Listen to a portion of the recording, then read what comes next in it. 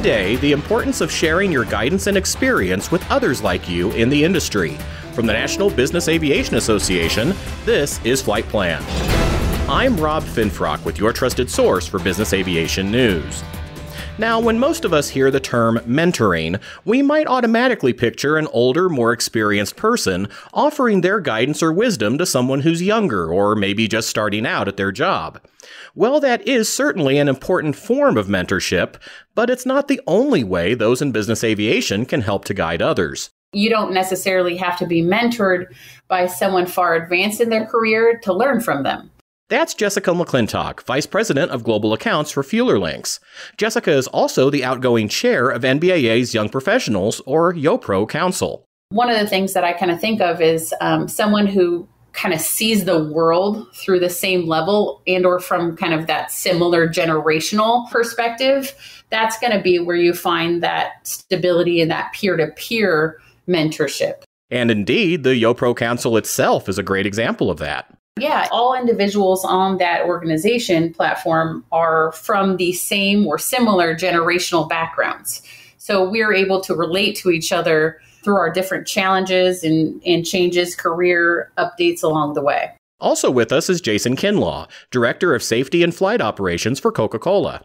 Jason, what's different about receiving guidance or mentorship from someone who's in a similar place as us versus the more traditional mentor-mentee dynamic? The hierarchical dynamic is no longer present in this type of mentorship. So it tends to open the individuals up for a two-way, more mutually balanced professional relationship. It typically comes with some level of mutual support and understandings of similar challenges, which would support the development in a more, organic and trusting relationship. It allows for, obviously, easier flow of feedback. I tend to believe that same age group individuals, they're likely to have a more developed understanding of the challenges you might be facing at the time. Therefore, obviously, are able to provide additional tools or thought-provoking feedback that enables the level of growth required in that moment. My third guest today is Sierra Grimes, Senior Manager of Government Affairs at NBAA and the founder of NBAA's YoPro program. One of the real benefits of peer-to-peer mentoring is that it's more of a relaxed situation. So a lot of people tend to surprisingly be intimidated by trying to go to someone who is more seasoned or someone who they aspire to be like within their career. And with peer-to-peer mentoring, it kind of removes that barrier that stops a lot of people from even entering into a mentorship relationship, as well as when you're working with someone who is at your level within your career or at your same age, you tend to be more understanding with things. Their schedule may not be as demanding per se as someone who is more seasoned. So the value and time and access is something that is really beneficial out of that. So basically, it's your typical mentorship relationship because you still have the receiving advice and information, but you have more of an onus on you to make sure that not only are you receiving, but you're also reciprocating that back to the person that's on the other end of that mentorship relationship. And like Jessica and Jason have noted, Sierra, it's often easier for us to confide in someone closer to our own age and experience level. 100%, because one of the things about it is that it allows you to be more open and more honest with what you're experiencing and what you're going through. Sometimes you don't feel that comfortable speaking with someone about something as like, okay, hey, maybe there's a new job. When you have your peers who are your friends who have grown within the career with you, you feel more comfortable talking to them. And you also view them as like, okay, this person is more of my cheerleader. Like this is someone who we have a genuine relationship. So I know that they're going to give me that extra boost of confidence or that extra energy that I need to be able to make this big change. Jessica, what are some other advantages that peer-to-peer mentoring offers? The value of speaking with someone who is on the same or similar stage of life as you is really dramatically underrated. And it's because being able to identify with another person who is going through parallel challenges and hurdles and life changes can be extremely comforting and encouraging. You know, it's as if you found a mirror that may have a different frame than you, but it reflects back so much of what you see in yourself. The best part about peer-to-peer mentoring is that you're growing alongside a friend or a companion or someone you can really celebrate your successes with, as well as game planning your struggles And in the end, every decision, every direction chosen will help both of you continue the journey forward. We'll have more in a moment, but first, this word from NBAA. NBAA Flight Plan listeners, are you ready for the convention? It's back, it's nearly sold out, and it's going to be a game-changing event. Join us by visiting nbaa.org/2021. We're back now with Sierra Grimes, Jason Kinlaw, and Jessica McClintock, and our conversation about peer-to-peer mentoring in business aviation.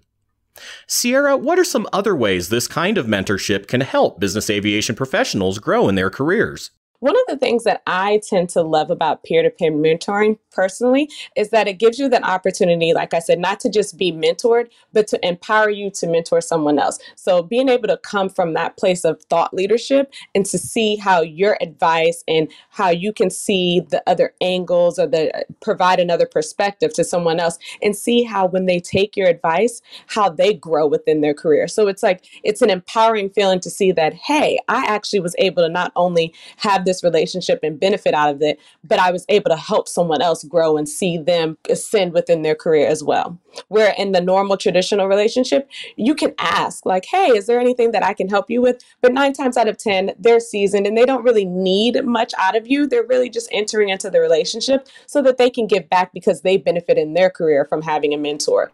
So within the peer-to-peer, you're guaranteed to be able to have that opportunity to not only receive, but to give back and see that impact on someone else's career, which is really, really empowering.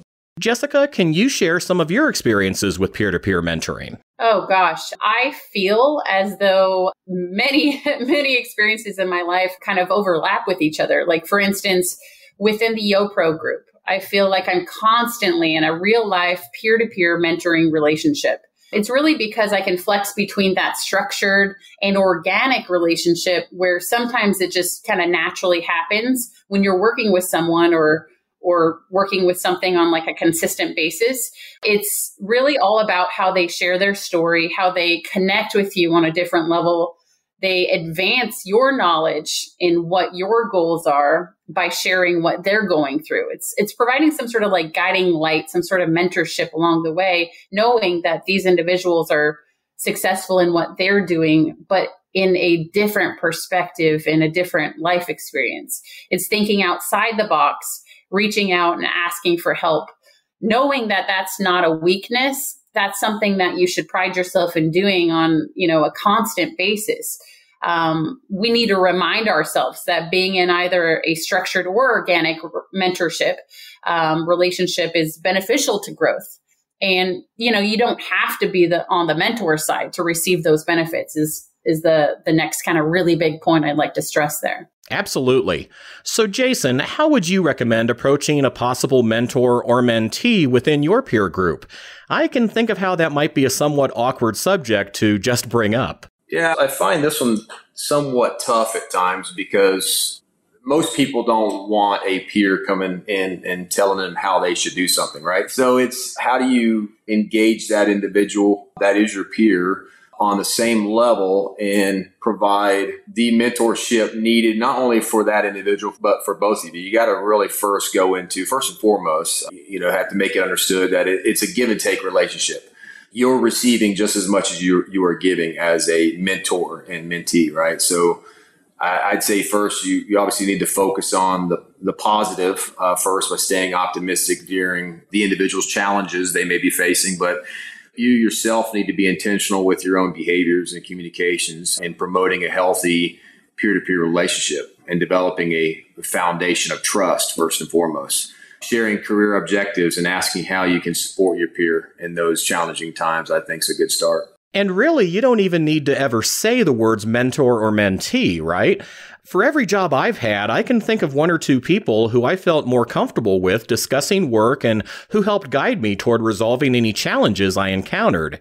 I didn't think about it like this at the time, but they all served as mentors for me, and probably vice versa in a few cases. I agree 100%. I think for me in general, I tend to sort of gravitate towards individuals with very different backgrounds and experiences. I think they're able to provide me with obviously multiple layers and a wide swath of resources and advice just coming from their own background, where I don't necessarily have the sort of the experience or the knowledge.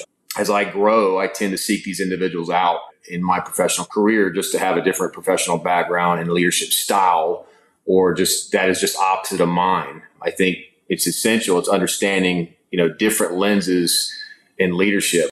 Too often we get caught up in how it do it or how it say this or how it would understand it. Instead, we should be asking ourselves first and foremost, is there other lenses from which I should be looking at this? And I think the only way you can understand that is if you seek out individuals that are quite different than your own style, your own background, your own knowledge, your own lens. Is that similar to your experiences, Sierra?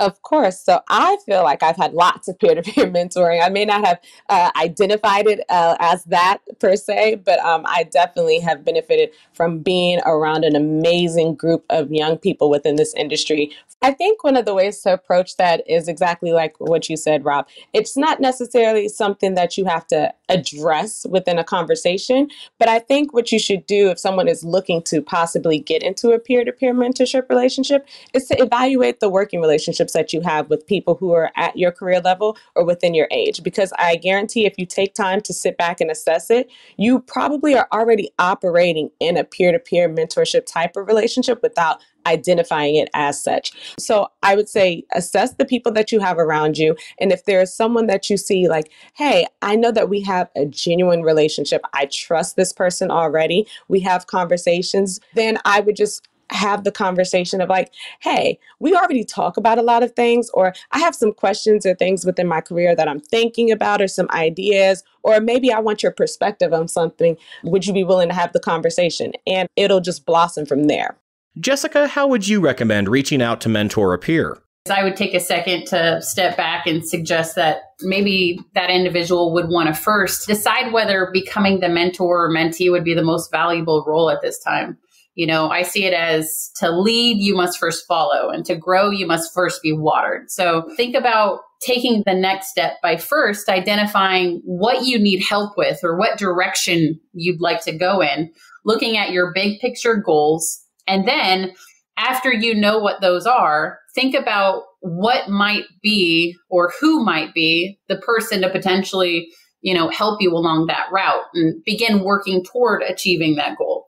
Once you decide on those kind of metrics and understand what you have in mind, then I would say be fearless, be transparent, explain not only that you have specific goals and direction in mind, but asking for help to get you in that direction is very instrumental. Now, one thing you want to remember is that you can't just say, this person is going to be my mentor and move forward, like what you kind of alluded to already.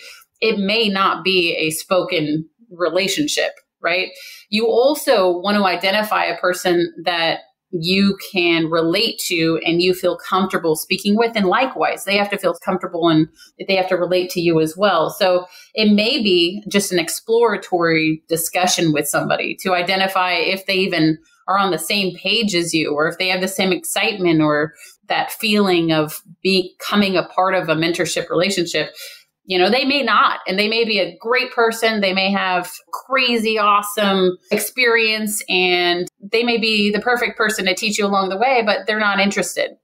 So be okay with that. But my mentor was extremely important to me throughout this entire process and continues to be as we grow our relationship.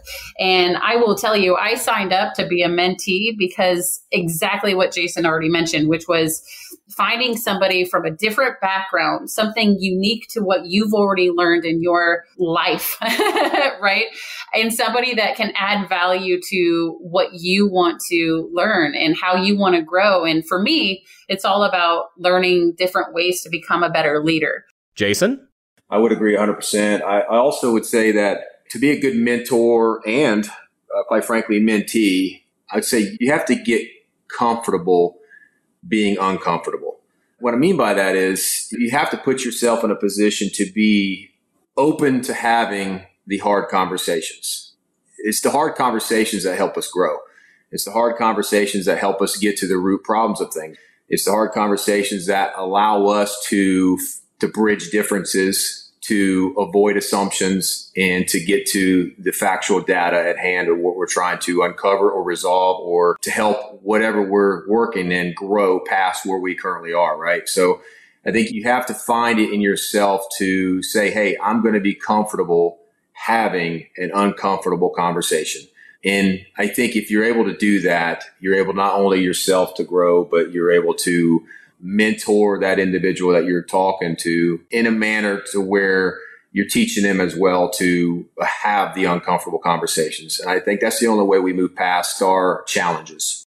On August 11th, registration will open for the 2021-2022 NBAA Mentorship Network, a 9-month program that seeks qualified business aviation veterans and rising stars to help foster a collaborative environment for professional growth across our industry. You can learn more about this opportunity at nbaa.org/mentor.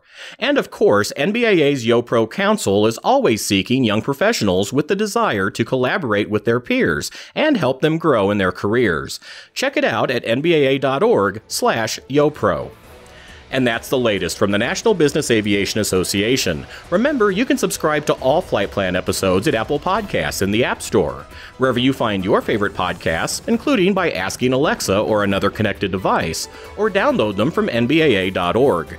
I'm Rob Finfrock. Thanks for listening, and be sure to join us next time for a new episode of Flight Plan.